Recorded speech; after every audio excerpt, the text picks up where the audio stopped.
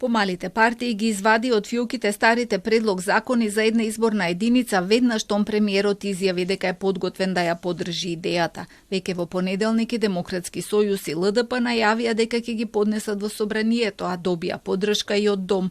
Не е исклучено и да ги спојат иницијативите во една како што направија пред 4 години, но процесот тогаш запре поради барањата на ДУИ. Сега се надеваат на поддршка од сите партии кои се залагаат за демократија.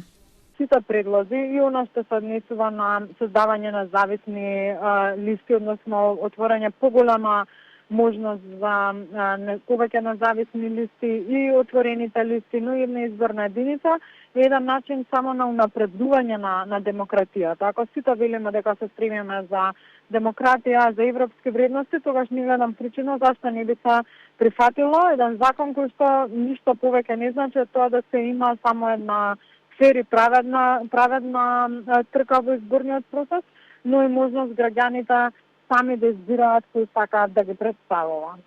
Анализите покажуваат дека со една изборна единица помалите партии ќе имаат поголеми шанси да освојат пратеник и нема да мора да влегуваат во непринципиелни коалиции. Моделот со 6 изборни единици за нив е неправичен од причина што бара концентрација на гласови во една изборна единица, па се случува да освојат гласови за повеќе пратенички места, но да не ги добијат, затоа што се распрскани низ целата територија на државата. Во зависности од големината на изборната единица се случува пратеник во третата изборна единица да биде избран со 9 до 10.000 гласови, а во шестата со 6.000 гласови.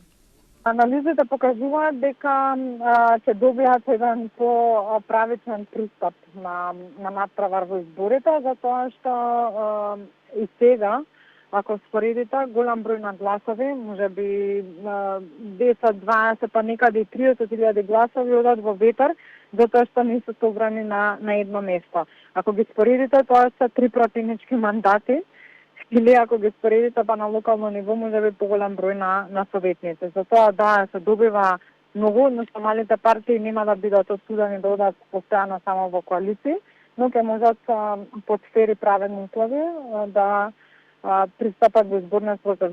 Премиерот од собраниската говорница вети поддршка за овој модел, но само доколку се дозволи и дијаспората да гласа, и тоа не само во дипломатско-конзуларните представништва, туку на секаде каде што дозволуваат законите на другите држави.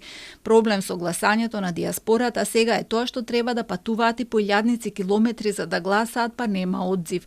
Традиционално секаде во светот дијаспората е поддржувач на десничарските партии, па оттаму и стравот на помалите партии дека поради тој услов опозицијата нема да даде поддршка. Председателот на СДСМ Венко Филипче вчера рече дека нема ништо против, но дека таква одлука треба да се донесе со консензус, а токму консензусот е пречка за оваа идеја затоа што партиите на албанците секогаш се против поради стравот дека ќе ја намалат својата застапеност во собранието. Тие бараат 3 изборни единици наместо 6, затоа што така ќе добијат најмногу пратеници. Од коалицијата Вреди засега немаат официјален став за можноста за промена на изборниот модел.